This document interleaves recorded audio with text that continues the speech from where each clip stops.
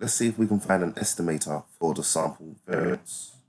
So it would be tempting to just go ahead and calculate the variance of the sample using a formula we're familiar with. There are quite a few issues that arise here, and this version always ends up being smaller than what we would expect of the population variance.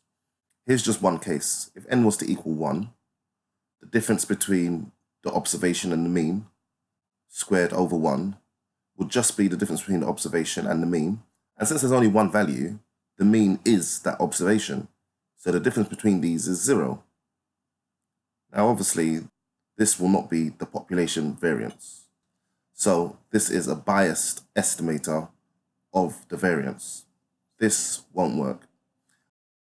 I'll talk further in another video about why this ends up being too small, too often. But for now, the unbiased estimator of the variance, we will calculate and denote as s squared. And it's very similar, except the denominator is n minus 1.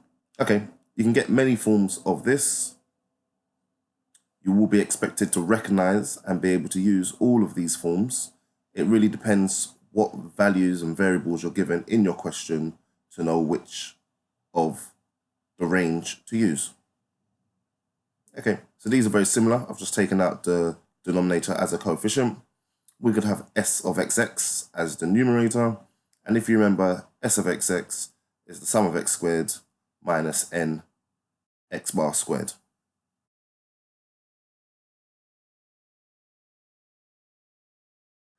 And finally, we could actually have n on the numerator of the coefficient, which will leave us with x squared, or sum of x squared over n, minus x bar squared.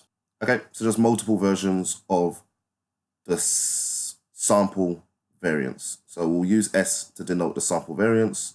We will always have a denominator of n minus 1.